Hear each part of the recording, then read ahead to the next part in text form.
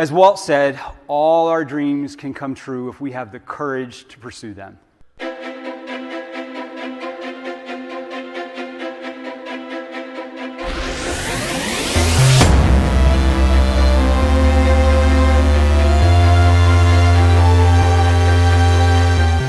Welcome back to WD MagicCast for the week of March 12th, 2023. This is episode 218, WD MagicCast, the show about the mouse, the Marvels, the galaxy, and beyond. I'm your host, Matthew Gracon. In this week's show, Dave Gallman and I discuss some of the latest things that Bob Iger has been saying as how to rectify the ship, correct course, as it were. So join us, sit back, relax, and let's have some lively conversation. We'll be back after these words from our friends and sponsors. Hello there, WD MagicCast friends. This is Anthony King, the host of the podcast Force Ghost Conversations. This podcast is your home for cozy deep dives into all things Star Wars, including the latest news, movies, TV shows, video games, books, and everything else in a galaxy far, far away. We can be found on every major podcast platform. Just search for Force Ghost Conversations. This is the way to your next Star Wars podcast, and may the Force be with you.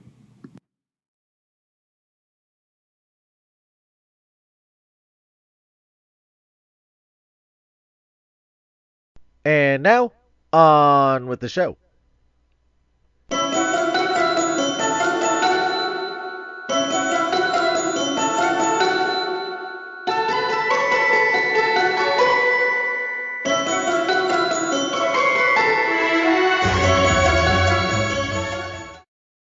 There's always something going on with Disney, and this week is no exception, as Disney and Bob Iger had a lot of fun stuff to say at the, and I'm looking for the abbreviation.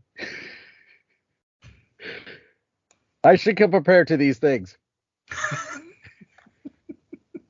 The Southwest Expo. South by Southwest. There we go. SW. And someone who does come prepare is joining me to talk about this, Dave Gallman. Thank you for... Hello, Matthew. Thank you for having me. Anytime. But to get down to it, Iger made a lot of statements. Well, not even just there, but he's been making the circuit with the media. Mm-hmm. On was it MSNBC and a whole bunch of other CNBC news medias to talk about his plan, because he's only got now less than 2 years. It started in November, I believe it was, and so we're talking he's almost down to 18 months, 19 months, give or take. So he's got his work cut out for him and trying to right this ship, as it were. And he's making some bold statements about how he wants the company to be directed and which way he wants it to go. And I think we should go over some of this and discuss kind of in context what this potentially means, and does it change our viewing of Disney or change what we should expect from Disney going forward in the next few years, or is it actually not going to be changing as much as one may predict or think? Mm-hmm. Well, so, sorry. No, I was going to say, he has that limited time frame to try to implement these changes, but who's to say, once he's gone again, that the next person will come in and just switch it right back to the way it was, or come up with their own vision that's going to mess up what he is putting in. So it's I don't know. It's a weird situation for them right now.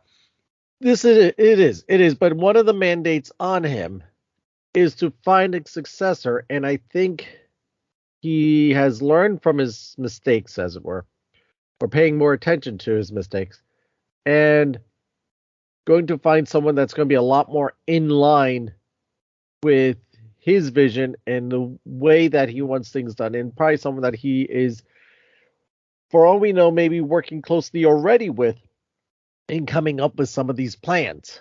Mhm. And trying to see, or has a few people that he's working closely with to come up with these plans and see who's going to have the best fit. Well, was Chapek his choice? In a manner of speaking, yes. Chapek was his choice, his idea, but in all fairness, I don't think Chapek was the first choice. Okay. Some of the things I heard that there was some other people that I think he viewed as better fits, but had left the company, knowing that Okay. Iger's time was coming up, Right. and they went off to other pastures, Mhm. kind of leaving the situation to, well, he's what we got. Mhm. All right. Well, then you would think this time around he'll make, I don't know, he'll choose more a little bit wisely, because I don't think they're going to pull him back in again for a third time. Yeah. I don't think his wife would be happy with that. I keep thinking I'm out, and they keep pulling me back in. Yeah. Yeah. I don't know. Eventually they're going to have to move on, you know? Eventually, in the fullness of time, yes. Mhm. And they keep sticking to this 2-year timeline. I still say kind of wait and see, but Oh, you got a feeling he's going to be hanging around a little bit longer than that 2 years. I wouldn't be surprised either way. If 2 years we came to the 2-year point, and he does hand the reins over, then like I said, I wouldn't be surprised, because that's kind of what the whole plan was. But at the same time, if 2 years comes by and he needs another 6 months, year, whatever, to fully get everything situated, or something has come up where he needs to stick around a little bit longer, it wouldn't fully surprise me either. Yeah. I kind of, Like, they can kind of install the new person, but he'll be back like in on the sideline, overseeing everything. And then, if the successor is doing what he feels they should be doing, then he can be like, all right, I'm out. yeah, Okay. kind of. So we shall see. I mean, that's still a little whiles off. It's going to come faster than we expect. Oh yeah. It's going to definitely come a lot faster than we expect. But he seems like he's trying to stick to that plan. Mm.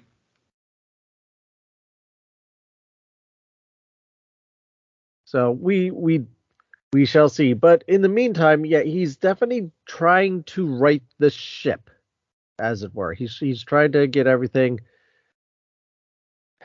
in a much more viable direction, a much try to heal the wounds, as it Mhm. were, and keep the creative end happy, keep the guests and the consumer end happy, and find that harmony that was going on, and a little more balance that was there before he left. Right. Well, I'm seeing, like, I don't know where you want to start, but I'm seeing the one where he's trying to, or they already initiated the lowering of the theme parks, the price, and he's trying to, I guess, regulate how crowded each park can get. Which I think that's a part of like, anytime you go out there, you now have to schedule like which days you're going to each park. So I guess that's a part of trying to do a crowd control, right? Well, yeah, let's start there. Let's start with the park. So, Mm-hmm. one of the biggest things he got rid of, which everyone's cheering about, that he got rid of the daily parking fee Oh yeah. at the resort. So if you're Mhm. staying at a resort and you bring your own car, until recently you had to pay for your car, depending on what level of resort you are, depending on it, the cost fluctuated from, I think it was $15 to $30 something a night. So there was an added expense. That's And just for deterred people from bringing their own cars. That's just for the Disney themes, though. The Disney, like Pop Century and stuff like that. Yeah, Or is that, right. yeah. Just at the Disney owned and operated resorts. Gotcha. Okay. That was actually implemented by Iger several years ago. Mm-hmm. And so only fitting that he got rid of it himself. So that's one kind of cost-cutting thing. The park pass situation that you're talking about, they are rolling that back slightly, particularly for the Disney annual pass holders, giving them a little more options. They're doing some stuff over at Disneyland. See, and that's a weird battle there. As much on the consumer and the guest end that they hate it, because you really have to structure your day and go in and, okay, I have a park pass for this park, but what if I really don't want to go to that park that day and try to switch things? So that becomes more of that's a guest issue, and it's never been too popular with the guests. On the operation end, it is extremely helpful because within a good proximity how many people to expect at a park, and you can really control how many people are in the parks. Now the parks are crowded. Mm-hmm. Oh yeah. And so it doesn't seem like there's less guests than there were pre-pandemic. Mm-hmm. But again, from the operation standpoint, and people don't want to hear this, but this is kind of the cold reality. You do have to look at both ends of it. All right, we're not making the guests happy, but they're obviously still coming. But at the same time, we can better predict where the demand is going to be, which park, so we know how to staff our parks and supply our parks for proper guest coverage on what day. So if Monday the Magic Kingdom isn't going to be as busy, we don't need to put out as much staff. So right. At that point, we are saving money, saving resources, and better planning on that end. But if Epcot's going to be super busy on that Monday, okay, we bring in more staff on that day to better provide for the guests and offer a better guest experience, which will make the guests happier, and we allocate our resources in the proper areas, and especially like ordering food and merchandise and supplies to try and make sure everything is optimum for all of that. So as much on the guest end, people may hate that, on the operation end, it actually benefits everybody. And also, if they're able to save money that way, in theory, I'm using that term loosely, but in theory, that passes the savings along to the guests as well. Right. Because again, you're cutting your expenses in areas that you don't need to be putting expenses. So there's the battle as it lays.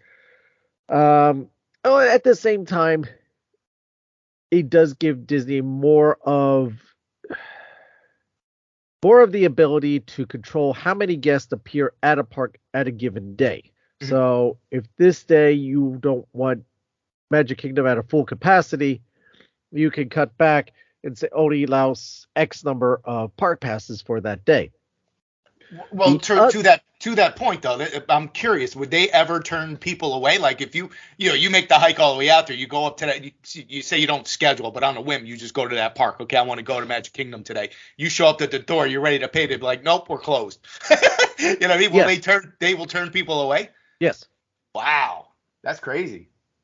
Yes, they blatantly will tell you, if you do not have a park pass for that day, you cannot enter until 2:00. Wow. All right. That's it. 2:00? Because I guess that's people. 2:00 is the switching over point for the park hopping. Gotcha. Okay. Yep. And I want to say that's going to be correct. I know if you plan on park hopping, your initial park pass is for Magic Kingdom, then you're going to go up to studios. You don't need a park pass for the studios at 2:00, but you can't get in before 2:00, but you do have to go to the Magic Kingdom first. So if you're not starting the parks till 12:00, you can't go straight to the studios. You still have to go to the Magic Kingdom to check in for the hour and a half before you head down to the studios. Wow. Why? Because you won't be in. Because if you don't check in at Magic Kingdom, you're not in the system. Is that? And Correct. then they'll. Wow. Okay. They got it on lockdown. Holy. Wow. Yeah, and I can see how that doesn't make guests happy because it is just that extra legwork, and you don't have the spontaneity and being able to just kind of do whatever which day. But moving on, besides the park passes, you kind of had that issue beforehand, before all that started, because your Fast Pass Plus that you planned 90 days out, you already had to decide what parks you're going to be at. Now, granted, you did have the liberty of switching that, and you have the liberty of switching your park passes, but you kind of were already doing that without knowing it. That's true. Yeah, because now it is a slightly separate step, and it's got a name. Right. Yeah, because the company can see, okay, we got these, this person's going to be here, they're fast passing this ride, or this person's going to be fast passing this ride. So I can see what you're saying. They come up with accumulate those kind of numbers and know what kind of volume they may have, they can expect, I guess. Right. Yeah. So it's just it's another way of crowd control and planning. There's a guy with a pencil on a desk somewhere, or a woman with a pencil on a desk somewhere, going, "This is a good idea. This is how it helps us." Mm-hmm. On the spreadsheet end, and that the corporations love their spreadsheets. Mm-hmm. Yeah, but the balancing act, though, because I think I read something where he's trying to keep the price point at a reasonable point, so that customers are. I mean, we're not going to be happy about spending any kind of money, but just to keep it where you don't feel like you're spending an arm and a leg to get in there. But if you are spending at a ridiculous amount of money to get in there, you don't want to be elbow to elbow with everybody. So he's trying to find that happy spot. I said, that's kind of the other perk of the park pass, is that artificially they can control the percentage of amount of people that are in a park at a given day. Mm-hmm. So if they want to reduce the capacity of Magic Kingdom, the studios, whichever, they can artificially do that. They can artificially say the Magic Kingdom is full, even if it's only 80% capacity. Mm-hmm. Which, keep in mind, most of the parks do not run at 100% capacity most days. There's a very few times that actually happens. So I'd like to know if they got like the average amount of people per day, and it so that we could see it and go, okay, well, Magic Kingdom is only 60% on average full on Tuesdays. I bet, I'm going to Magic Kingdom on a Tuesday then. They will never officially release those numbers. Now, some of the other website planning sites out there, like the touring plans, for instance, they have come up with algorithms of how to calculate that, and can tell you approximately on a given day how full the Magic Kingdom actually is. The wait time for the rides, and the what days are generally more or busier than others, and what time of year is usually busier. So there unofficially there's ways to find that out. Yeah, I didn't think of that. You will never get those numbers, because even whenever you talk about theme park expo, where they give out the awards for which park has got the most attendance and whatnot, and the Magic Kingdom always wins, but it's by approximate number. It's never a definitive number. They have that number. Right. Not that they don't know that number, because they have a turnstile business, so they're counting every time someone walks into the park, walks into an attraction, whatnot. They have those numbers. Yeah, and I'm sure there's some accountant sitting there marking, like, every day, has to have a number on it, and I'm sure they add the yearly attendance up. Oh, absolutely they do. There's a whole slew of accountants out there crunching the numbers of the parks. By hour, by day, by week, by month, by holiday special, by not holiday special. So they They know exactly who, what, where, when, how, why is going on. Yeah, because you would think they need those numbers because say if the attendance falls off for a year, they could sit there and go, oh, well, why did attendance fall off? So we got to try to rectify the reason why that went down to try to get them up for the following year. And then you start seeing the promotions and the discounts and the... Right. But yeah, they would never, because that could be bad press, you know what I mean? Or good press, whichever way you want to do it. But they're not, obviously, they're not going to sit there and give all good press and then one year not say anything, because then you're going to know it was a bad year and then move on, you know. But yeah, so it's a weird balancing act for them. Mm-hmm. Now, at the same point, he's talking about right around the same time he said this, we're trying to lower the park price and make it more affordable to go to the parks for the guests, which this was around President Day weekend here in the United States. And at that same point, Genie Plus reached the highest price point that it's ever been. Whoops.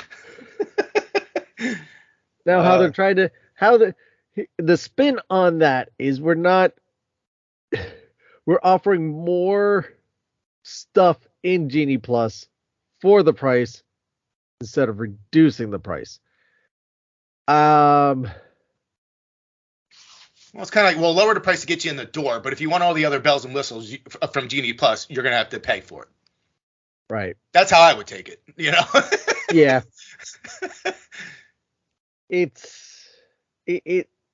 Now, could this be something that we see the price start coming down from in the long run? Yes. Does it? Yeah. That's kind of an unknown at the moment. I think that we will slowly see the price for Genie Plus kind of creep down for a while. Doesn't mean that's not going to go back up at some point, but for the time being, it will go down for a little while and remain on a lower end. Just to kind of keep people happy and kind of keep people off. It's like, okay, we have to pay for this, but it's not as bad. Oh, remember, it was $30 a day. Right. Now it's only $15 a day. Right. So, okay, it's half price. Okay, it's not so bad. Or they start offering that into a discount bundle. Mm-hmm. If, again, we're talking about if they need to bring in discounts for somewhere to increase how many people are going down there to get people visiting. I'm surprised that they don't bundle that in there. Like, so you know how when the more, say you're going down there for a week and you do the 4-park pass, you know, you want all 4 parks and they bundle together, and the more parks you go to, it's cheaper. You know what I'm saying? Like, than if you went 2 days. 4 days is cheaper per day per ticket. So, but I'm surprised they haven't added like a Genie Plus bundle to that package. You know, do you want this bundle with the Genie Plus, or do you just want it without? You know what I'm saying? Like, you know how they do with the Hopper and non-Hopper, you know? Yeah, that's kind of like the dining plan. Mm-hmm. Right. You know, they keep talking, they're bringing that back. We haven't seen anything yet. But until they need to, why would they? True. No, I get that. Because it's easier to implement something like that and create demand and have people come aboard and start wanting to participate than it is to take it away. Mm. Yeah. So you want to hold off on trying to offer that as an option as long as possible. Mm. I can see that. Yeah. I'm just saying, like, for me, if I'm going to buy something, you know, if I see what the final price is, that's basically all I'm looking at. I'm like, okay, that's the final price for all of that's included. Okay, we're good. You know, but if I got to sit there and go, okay, that's for that plot, then I got to add this and then add plus that. Plus this, plus right. that. So, you know, it's kind of like when you book a flight through Spirit. Nothing against Spirit, but when you book it's a low price, but then when you pick your seat, when you pay for your bag, when you pay for your seat, you know, you pay for all that. Oh, you want to sit on the airplane? Yeah. Oh, hold on. Your $100 flight just turned into a $400 flight, like everybody else. You actually wanted to get on the airplane. Okay. See, we sold you a ticket, but we didn't think you actually wanted to get on the plane. Exactly. That's an additional cost right there. Your seat's on the wing, not in the plane. Come on. Crazy. We had you in with the luggage. Which we have to charge you additional for because then you're an oversized piece of luggage. Right. Any more than 30 pounds? Oh, well, yeah. Yeah, crazy. Yeah. So that's what's going on in the parks, and it is a battle. It is a complete battle of trying, because yet again the parks is the moneymaker for them. That is their cash cow. That's the biggest financial intake, despite all the billion-dollar movies and merchandise and whatnot. Parks is where they make their money. So it is quite the tightrope act to keep it profitable, keep it desirable, and keep people coming. Mm-hmm.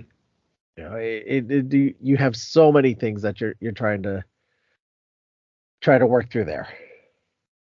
And then, of course, there's the whole Reedy Creek situation. That's not Reedy Creek anymore. It's the Florida, the Orlando division of whatever. Mm-hmm.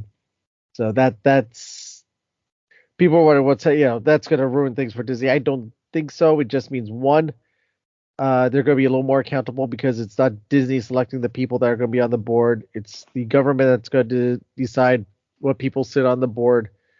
But it's still basically running the same. They lost some of their capabilities. They can no longer build a nuclear power plant on property, or carry their own militia. But other than that, a lot of it's going to be business the same. If anything, it may be kind of a little shot in the arm that, kind of push things along. I mean, who knows? And we'll see.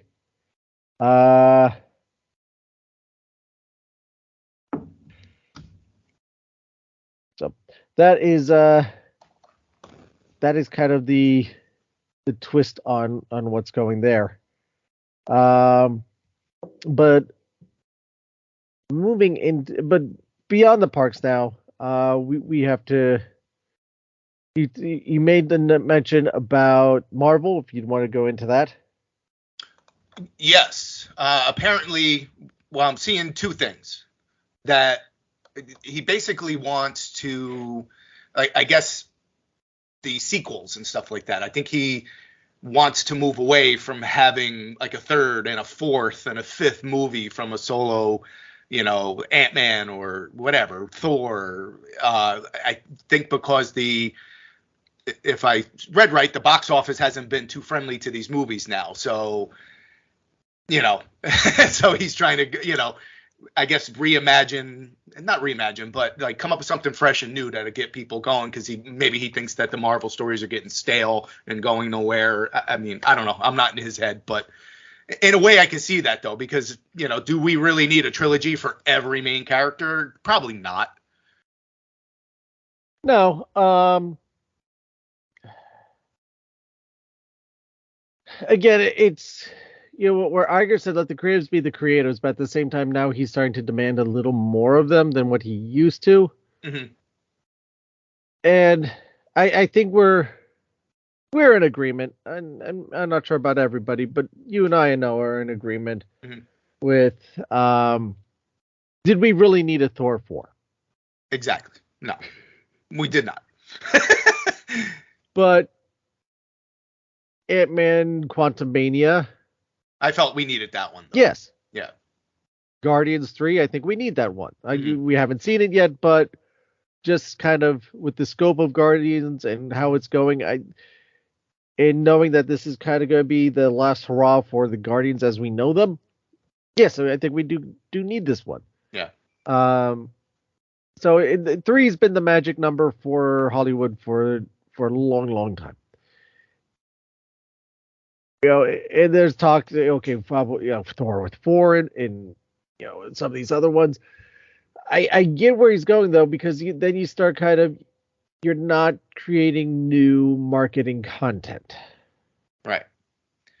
And but I'm wondering, is it like he's letting phase 5, we're in phase 5, right? Phase 5 run its course, but going forward, if there's a phase 6, fresh stuff, you know what I mean? Like wrap it up, let's move on, and then maybe a different direction in the future for future Marvel content. But you know what? I kind of find the funny thing is, if you look, and this happened before Iger said all this. If you look back at what Feige announced for Phase 5 and Phase 6 going forward, there is a lot more new content being brought into there. Mm-hmm. And he's spreading it out throughout the platforms between the movies and between Disney Plus. Right. So just think alone this past year or two. I mean, okay, we got Loki. Is that considered new? I mean, Loki was a background character and now is becoming a main character. So I in my mind, that's a new, kind of a new storyline. Mm-hmm. Hawkeye, again, he was more of a background character, but you're also introducing a new Hawkeye. Exactly. Yeah. She-Hulk, mm-hmm. Brand new. Yep. You have Ms. Marvel, brand new. Yep. Moon Knight, brand new. Mm-hmm. Not only than that, was it Feige or Iger specifically said, that they want to see more of Moon Knight. They would try to figure out how to work him into things. And I would love to see that. Oh, yeah. I thought that was a fantastic series. Yeah, absolutely. Oscar Isaac did a great job with that. Mm-hmm. So, yes, please, more Moon Knight, please. We agree, yes. Less Thor, more Moon Knight. Yeah, I know. I'm done with Thor. If you're going to treat Thor the way that you did, then yes, less Thor, more Moon Knight. Exactly. So, WandaVision, again, is kind of that hazy area of, is it new content, is it not? Because we had stuff of Scarlet Witch before in Age of Ultron and Endgame and Civil War. Mm-hmm. So you had some stuff for her. This is kind of continuation off of that. But you did pull Vision into that, and then you also created some other characters. You had Rambo's Ms. Marvel.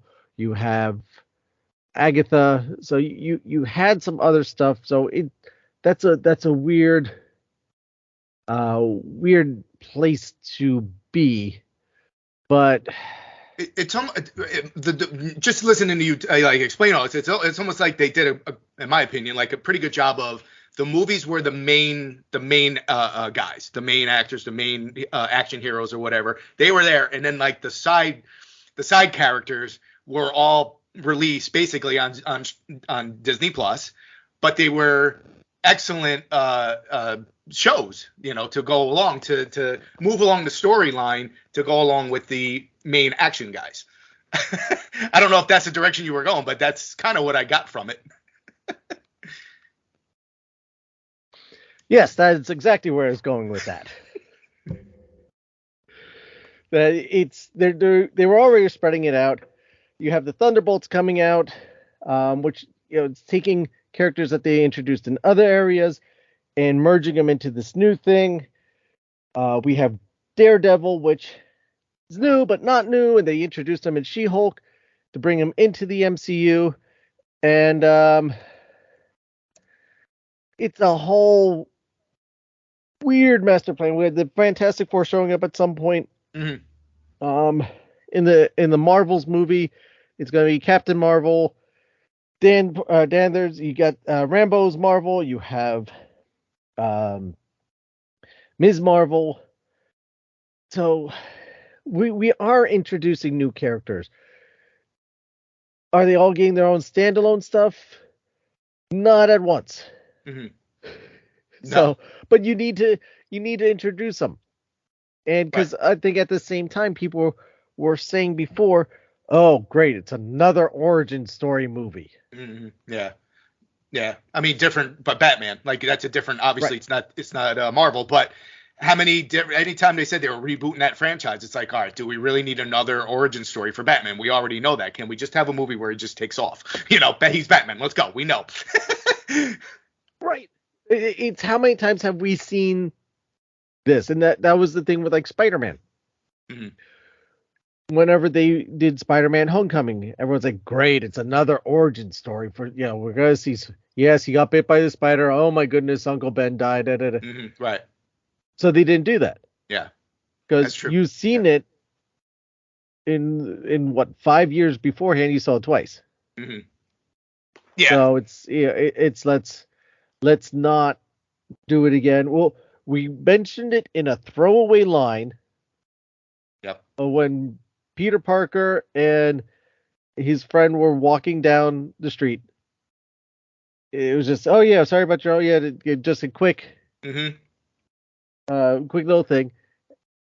But we didn't need to do a whole movie to it. Right. Now, granted, She-Hulk. All right, most people don't know She-Hulk or how she came about and whatnot, so we need to touch on that. Mm-hmm. Kate Bishop.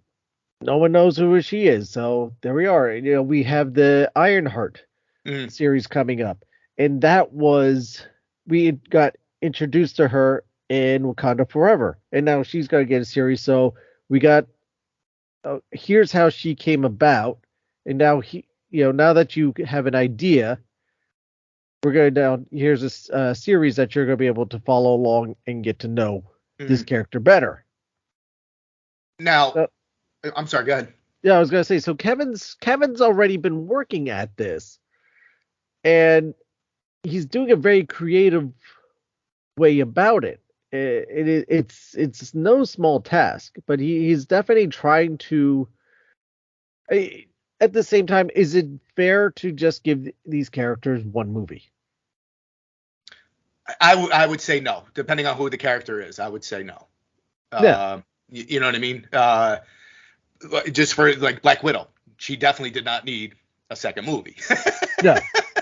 Well, this is true. This is true. So that one having a standalone movie was more than enough. Yeah. But at the same time, it's building because now you have those characters. You have 3 characters from that movie going into Thunderbolts. Now, but I'm wondering now, because I know he's trying to make Disney Plus more profitable, correct? Right. So I'm wondering, because I'm assuming that theater attendance is down. That's what I'm assuming, because a lot of people just want to stream stuff, or they're going to wait till it comes out on streaming. So I'm wondering. That's part of the battle. That's part of the battle right there with the theater is that people now know that, well, I can pay $20, $30 for the movie to see when it comes out in theaters, to see it on the big screen and enjoy it when it comes out. Or do I wait 3 to 6 months and catch it when it comes out on Disney Plus in the comfort of my own home for a service that I'm already paying for? Right. So my point is like, does he cut back on motion picture releases and push more for the Disney Plus to make that a little bit more profitable, knowing that you're not going to get as many seats, bodies in the seats in the theaters. So he tries to push the Disney Plus product to rake that in. That's the only thing, I don't know. I'm not in charge of that stuff, but I'm just wondering, like, what his grand scheme is, because he's going to try to make it profitable. And if nobody's going to see these things in the theaters, why is he wasting the time dropping it in the theaters? Right. And that I heard Jim Hill and Aaron Adams on the Marvelous Disney podcast were discussing this about how is there a metric or that Disney needs to have a metric of how many people saw Ant-Man in the theater and have a Disney Plus subscription and are never going to watch it, assumably watch it on Disney Plus. And I did message to Jim. I don't know if he's going to say anything about this, but I did say to him that they actually kind of do. So Disney has the what's it called? Disney Insider app. Okay. Program. So what it is, or kind of a movie reward program. Yeah, Disney Insider is what it's called now. So what you can do if use this app, you get points for redeeming codes inside the DVDs. If you have Disney Plus, you get bonus points for that.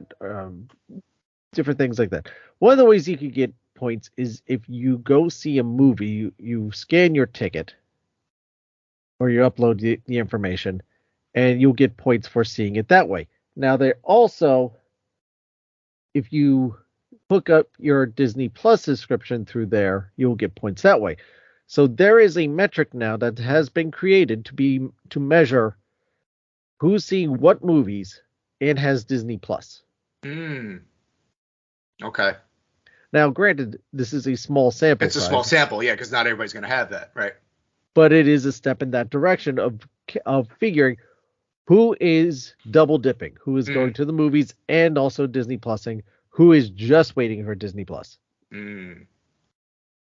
Right. So if they get a high number of people just waiting for it to come out on Disney Plus, that could sway them to go, okay, we're just gonna, But I would think it depends on whatever so if it's Captain America, I'm just throwing one of your big guys out there. Maybe a bunch of people will go to the theaters to see that. But if it's Ant-Man, they're gonna wait till the streaming. So it could be depending on what movie it is. I'm thinking. Well, I think that's part of it because is Ant-Man's following as strong as, say, Captain America's or the Guardians? I'm gonna say no because you always look at the numbers and that's always been a mid-tier movie. Right. So, but Guardians has always done really well for them. So, I would say when Guardians comes out in May, depending how that does, is a better measure than how Ant-Man did. Right. Plus also what markets are they being released in and this and that and all the other things. So it's never as simple as people want to make it.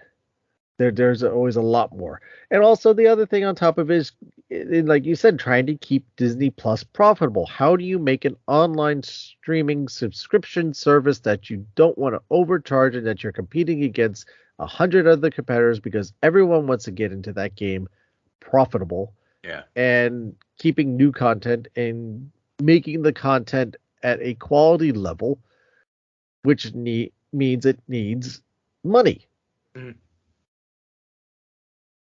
Yeah, that's a tough situation because we're in a weird time right now where you still got the movie theaters there, you have the streaming there, and you still have TV. Now we all know a lot of people now don't watch TV, but it's still there. They'd rather stream stuff. So you got these three things that are out in limbo, and it's just what direction they're going to go in. We have no idea at this moment. It's all there. But it's like, where do you spend your money? Terrestrial TV is still a thing, and you still need to put stuff on there. Yeah. So you have to put money towards that and advertise. Granted, you have the advertising sponsors and whatnot that are going over and helping with that. But even at that is kind of a weird battle that's going on. And then again, going back to Disney Plus, do you put advertisements on there? Do you not? Do you pay extra for the advertisement? Pay extra not to have the advertisements. You could go for a lower subscription, get advertisements. Right. And then try to sell those advertisement spots. I wonder if it'll go to way like, okay, the theaters are gone. That's gone. If you want a movie, you got to pay the extra. Eventually, it's going to be on the streaming, but do it in a way where it's going to be on Disney Plus for 3 months. You have to pay the extra $15 if you want to watch the movie. Well, they did that. Well, yeah, but then they went away with that stuff. But I'm just saying, like, do that. If they're not getting anything in the theaters, why? Again, it gets to my point of why waste your time sending it there. Redo the thing where you got to pay it on Disney Plus, but don't bring it back as fast. Let it sit out longer, like say 6 months to a year before you bring it on the streaming service to make people know that, listen, I got to watch this now because it's not going to be out for another year. You know what I'm saying? That would push people to buy it, But I don't know. I'm not. Marketing is not my job. No.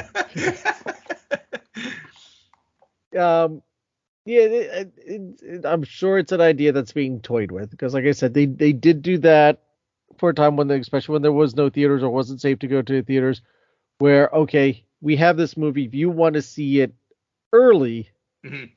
You pay us 20, $30, whatever it was, and you can watch it now instead of waiting the 3 months before it'll be free. Right. The downside to that is if you have 50 people over. Yeah. Oh, true. Yeah. Yeah. Versus, or you're sharing not that I would do it, but people and share then also, passwords. but at the same time, then you have the one person who's watching it by themselves. Yeah. True. So it's a weird number system. Because Xbox was playing with that.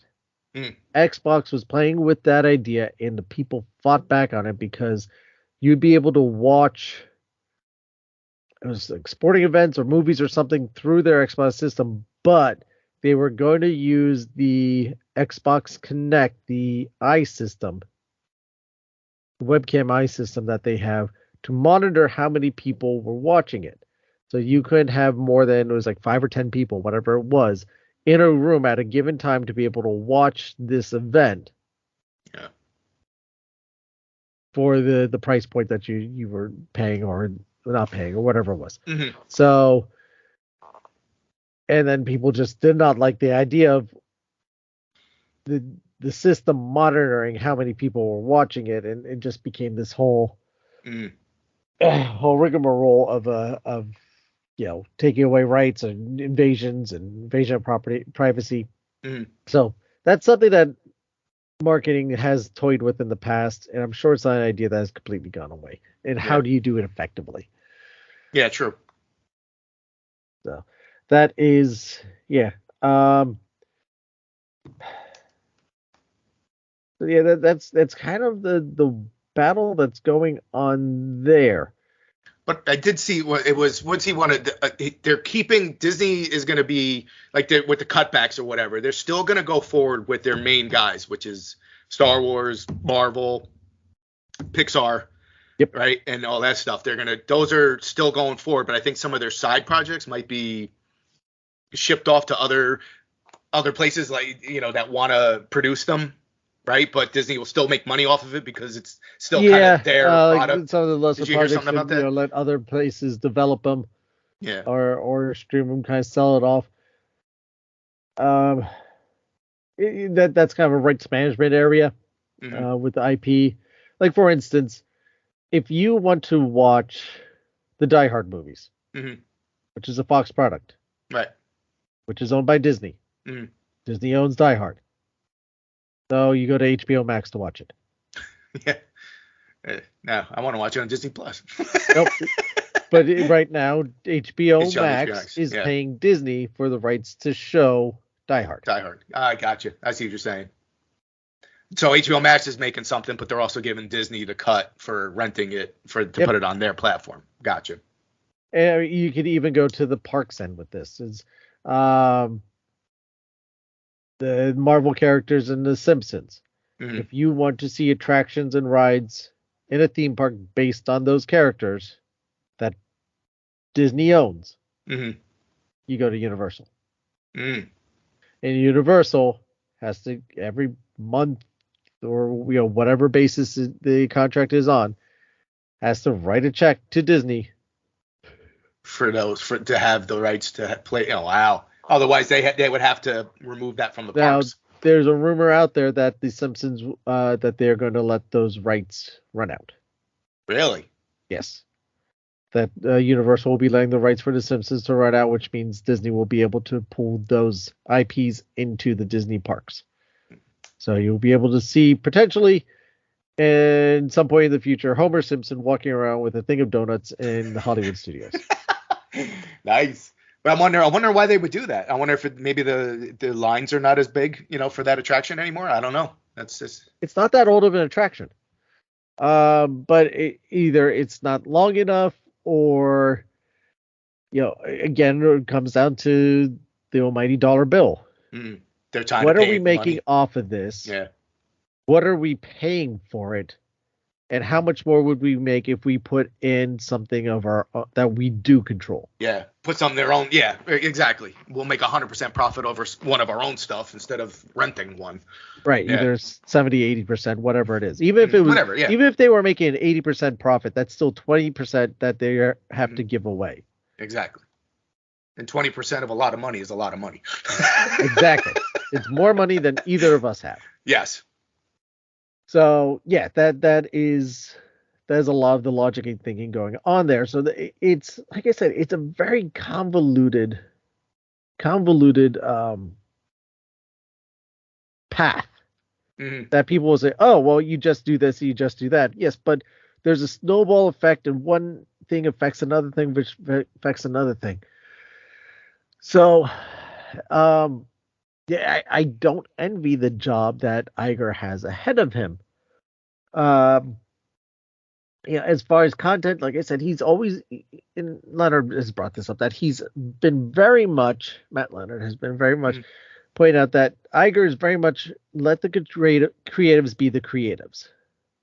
Now, is he being maybe a little firmer with them at the moment? Yeah, because what's at stake here? Yeah. Yeah. So if you're trying to write a ship, you do have to put a little more restraint. You can't give everyone carte blanche opportunities. So do whatever you want. But he's trying to put the things back in the creative ends, but trying to control them. So yeah, a Thor 4 and a Ant-Man 3, be it Ant-Man 3, definitely more as far as the overall scope of things necessary.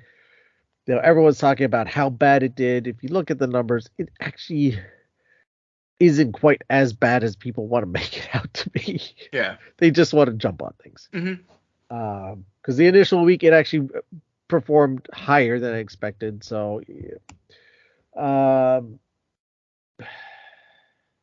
like I said, you're kind of battling yourself, because the other people are going, well, I'll just wait a few extra weeks and catch them when it's on Disney Plus. Right.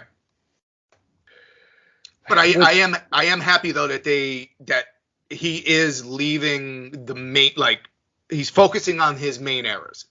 Yes. So that means, like, if there's anything greenlit, this is how I would take it. If anything was greenlit for these shows, like Star Wars, for instance, because that's where my attention mainly goes to, then hopefully those shows are still going to be, going forward. They're not going to cut them. Yeah, if it's in production, it's in the works, it most likely we will see it. Yeah.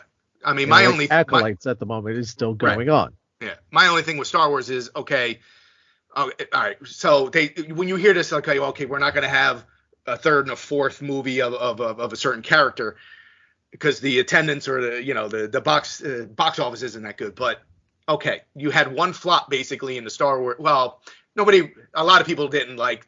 Some liked, some didn't like the sequel trilogy. But it was Solo, to me, that popped up there that everybody hated. And Solo is the whooping boy. Yeah, exactly. Thank you. I don't know if we could still say that. But right. Solo is the one that everyone is the one that everyone drags out into the mud and say, look at this. Right. And that movie is the blame for us not having any more Star Wars at the box office, because they're being I am going to make a stance here and say it is not solely Solo's sole fault. It was the return. It was The Last Jedi and then Solo. No. What? It was the fanboys who got up in arms about Solo and say, that's not Harrison Ford. Yeah. That's not Billy D. Williams. This isn't the movie that we've been waiting for. This is wrong, and we're going to put our foot down. So you put your foot down, and now we're dealing with it. And you know what? There's a petition now from all those same people that are going, we want a Solo too.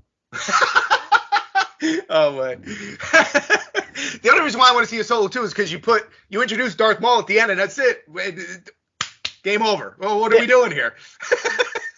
So that's one of the problems. But that's my point, though. It's like, okay, now we're being tortured by not having any films, because they're saying they're being particular. It has to be the right movie. That's what I read on one of the things. It has to be the right movie in order for them to go forward with. Well, that's nonsense. You're greenlighting a third and a fourth movie on other stuff. I want a standalone Star Wars movie. What are we doing? But you have to, but keep in mind that Marvel and Star Wars, even though they're under the same umbrella of Disney, they're run by different people. Two separate companies. Right. They're run by different people. And I get that. Yep. I get it. So, for Marvel to say you could have a fourth Thor movie where he's doing splits in midair and crushing robot skulls with his thighs because he's like Zangief. Nice. Is okay. Yeah. You can't make a Solo 2 because we don't talk about Solo. We don't talk about Solo. Nice. Again, so convoluted because they're two different companies. So for one to say that is okay, and for the other to say is okay, it shouldn't make sense, but it does. Yeah. And at the same time, though, as much as people want to knock the prequel trilogies, one of the highest grossing movies to date is Rise of Skywalker. Really? Right? Wow. Or Force Awakens. It's one of those. So one of the prequel trilogies is one of those highest grossing movies. Right. And then just to go to the point where we're talking about, do you want to go to the theaters or watch it, or do you want to wait till it comes on Disney Plus? You drop a Star Wars movie, I'm going right to the theater. I want to see that right away. I'm not sitting there waiting until it comes on Disney Plus.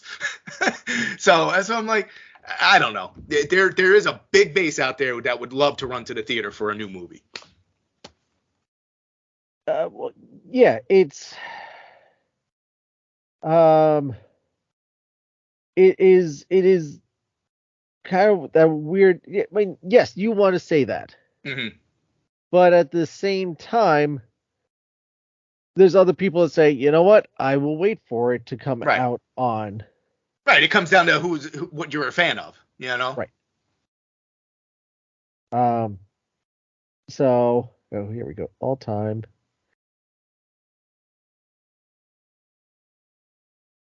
Let's see. Nope, Daily Record. They've switched up Box Office Mojo. Sorry.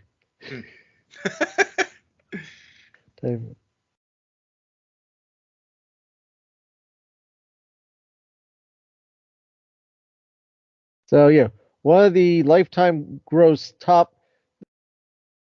If I'm reading this right, if I did this right, top grossing lifetime gross movie with 936,662,225 dollars is The Force Awakens. Okay, that was the first one. So I can see that, though, because everybody was starved for a new movie. And that, yeah, I can see that. Then number 12 is Last Jedi. Wow. 16 is Rogue One. 17 is Rise of Skywalker. 21 is Phantom Menace. 22 is New Hope.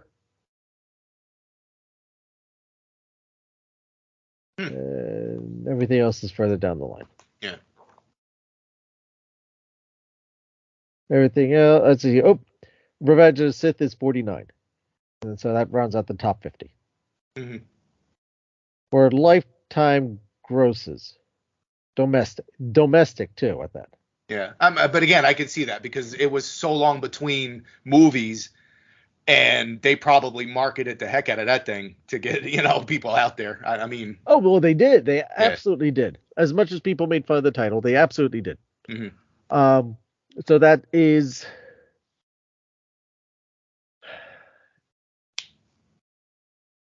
They made money off of it. Yeah. And is it something that we're going to see circle around at some point? Yes.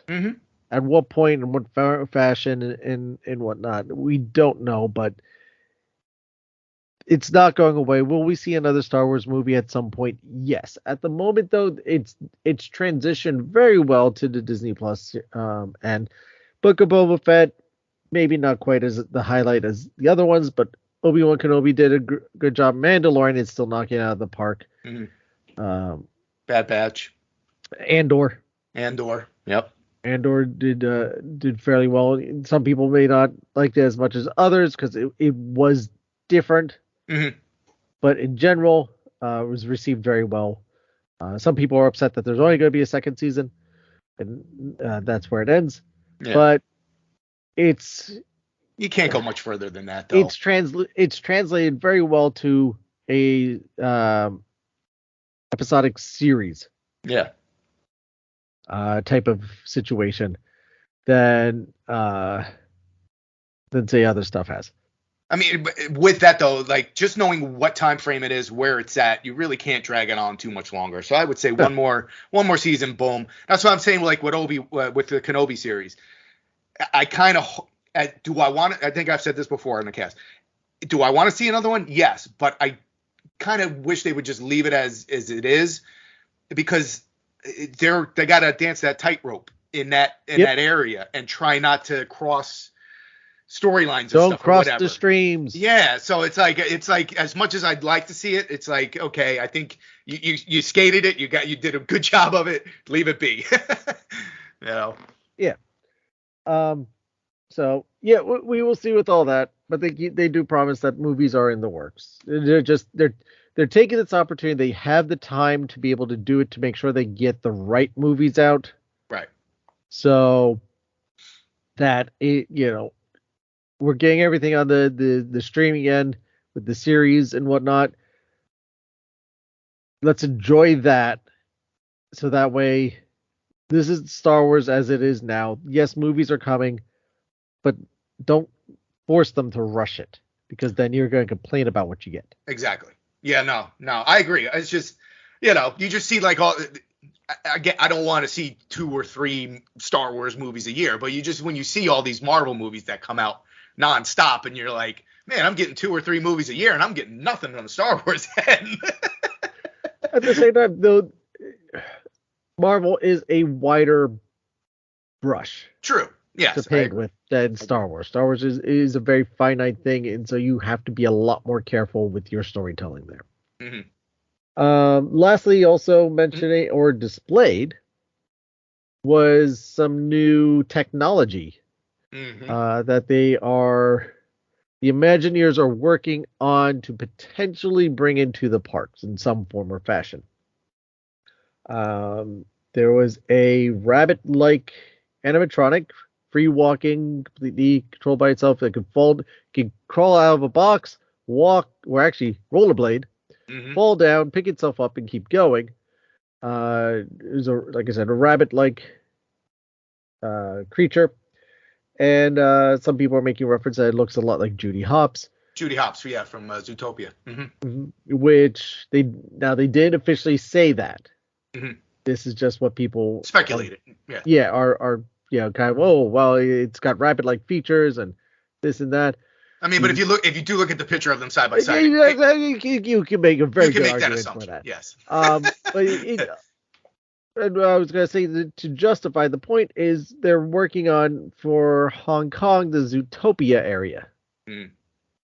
So, you are getting, the pieces are kind of falling into the parts of the puzzle. So that's could be something that you're going to see there. Is it going to be attraction? Is it going to be kind of a walk around their characters and background? We don't know yet. This is not something new, though. This is a continuation of the Imagineers working on something that they call the Living Character Initiative, or Living Creature Initiative. Right. I can only assume that it won't be interactive with the park attendances, because I mean, that's going to be some expensive stuff. So I don't think you want somebody going up. It's not even just that; these things are heavy. Right. So you don't want nobody getting hurt, and you don't want anybody breaking the stuff. So bumps into a guest, right? Yeah, which was one of the things that, as awesome as it would be, again, the legal end of things raises its hand. That in Galaxy's Edge, you were supposed to have droids walking around. That would be cool. Yeah, but can you get your foot run over by a droid? Exactly. Yeah. R2, beep, beep. Oops, sorry. It's one thing if C-3PO bumps into someone in the movies. It's another thing if C-3PO bumps into somebody in the theme park. In the theme park, oops, sorry. Yeah. I'm just a protocol droid. Right. Will not cover the legal ends of the guy, exactly. this person screaming their head off, saying that they broke their left arm, even though that the character bumped into his right arm. You have to sign a waiver before you enter Galaxy's Edge. You cannot sue an autonomous robotic being. Right, exactly. Or it's thank the maker. Mm-hmm. Yeah. It's part of an initiative that they've been working on for a while, because a while ago you had Lucky the dinosaur, who would walk around guarded and make sure that people do not get in his path, which was a dinosaur pulling a cart. Then you had the Muppets Lab, which was Bunsen and Beaker, and a mobile lab that would be floating around blowing bubbles and interacting with guests that way. We saw a video of a Wall-E unit going around. More recently, we saw a Groot, a full-size, a baby Groot, walking around in full costume in their offices. So this is something that they have been working on for quite some time. And this is now the next step of it, that they've figured out, okay, the character falls down, it could get up, it could do all these different things. Trying to bring the characters more realistically out of the movies into their parks. Which is the next one also that they brought up, which was the interactive life size, as in the size that she's supposed to be, not human size, Tinkerbell. So a 2.5, 3-inch tall Tinkerbell in a oil lamp. In an oil lamp, thank you. I was wondering what that was. It is a lamp. Okay. A lantern. Interacting with guests that way, where you would ask her a question and without a delay or anything would answer properly. And it looked like it was a contained video. It wasn't an animatronic. It was contained video within this device. Now they didn't say if it was verbal or if it was like Tinkerbell's bell sound that was responding, but from the reports that I heard, that it responded in appropriate manners and appropriate ways to whatever question was posed to it. So is it an AI, or is it like somebody who's actually there listening behind the scenes, talking through it, acting through it, and just being filmed over there? You understand what I'm saying? Or that is hard to say, because they have the latter. And they've utilized that between Monsters Laugh For. Well, that's what I was going to compare it to. The Carol Monsters Talk Laugh with For. Crush. Yeah. All that is interactive through someone behind the scenes controlling a interactive CGI figure. But is it possible now that they've come up with an AI program that does this? It is quite possible. Now, obviously, they're not letting the secrets out yet. Right. Yeah. That's interesting, though.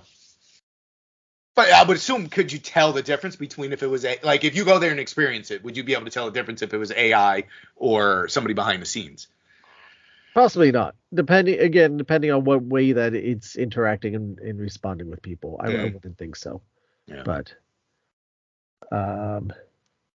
where did it say? Because I didn't see. Did it say where that would be? Whenever it's launched, where it would be, like what park, or like I didn't see anything, so I don't know. Okay. No, not yet. And this is all. This may be even something that will never even make it to the parks. It may not even come, right? Because as much as that makes it to the park, there's a lot of things that they work on that the parks never officially see. That they're building all these things, and we'll see a version of it that has changed umpteen times, and X number of years. They're kind of like they're brainstorming kind of way. I Yes. would assume this is like a brainstorming. They're pitching this and see where it goes. If Right. it's well received, not we'll just put it in the parks. they're not just putting it on paper. They actually build it. Mm-hmm. So this is the Imagineers in the background coming up with things that could work in the parks and then just seeing if it takes off. If Right. they get the green light to put it in. I got you. All right. So, yeah, that's kind of how that all is going. I mean, it harkens back to the days when Walt bought the little wind-up bird from a store in, I think it was Louisiana, and brought it back to his office and had his Imagineers take it apart, figure out how to work, and that's how you got the animatronic tiki birds, which were the first animatronic characters. And then you build off of there. You have Abraham Lincoln to now Elsa and the Wicked Witch and all these other characters that are now throughout the park. Mm-hmm. Well, it's interesting, man, because like I said, I couldn't find anything in the news, and then I Googled Disney News, and then we were texting back and forth. I'm like, I was wrong. There's 5 different headlines. Yes, this episode, folks, is brought to you by Dave saying there's no Disney news. There's no Disney news. You're welcome. No. I was wrong. That's why I say this is why I do a Disney podcast, because there's always something to. There's always news. Down. There's always something to talk about. Yeah. Right. On that note, Dave, it was a pleasure talking with you. Yes. Thank you for having me again. Always a pleasure. Always the pleasure. And we'll be doing this again soon. Absolutely.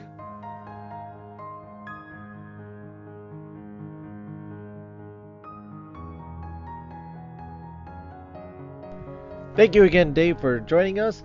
Let us know what you think. Some of these statements that Bob Iger has put out there, what you think they mean for the future of the Disney company. Join the conversation on our Facebook page, which is facebook.com/WDMagicCast. Our Facebook group is facebook.com/group/WDMagicCast. Instagram, TikTok, and Twitter, we can be found at WDMagicCast. Make sure to subscribe to our YouTube channel, where we're at WDMagicCast as well, and click the notifications. This way you can find out anytime we post something fun on there. Plus, find the audio version of the show there as well. You can leave us a voice message through the Anchor app or Anchor.fm website, or record your own voice message electronically on your tablet, computer, smartphone device, and email it to email@wdmagiccast.com. You can also email any questions or suggestions you may have to that address as well. Links to all these are in the show notes and on our website, which is www.wdmagiccast.com. I want to thank you for your time. I know how little time we all have these days, and knowing that we get to spend some of this time together means a lot to me. I cannot thank you enough. But if I could ask you, please go to Apple Podcasts, go to Stitcher, leave us a rating and review, and really help people find out about the show there. That is the easiest way to let people know about the show. Because we get enough rating and reviews, those podcasters will also help promote the show. We have all 5-star reviews on both of those at the moment, and truly, we're all blessed over here at WD Magiccast. Thank you so much. Keep them coming. We need more. Please leave your 5-star reviews on there and help the show grow.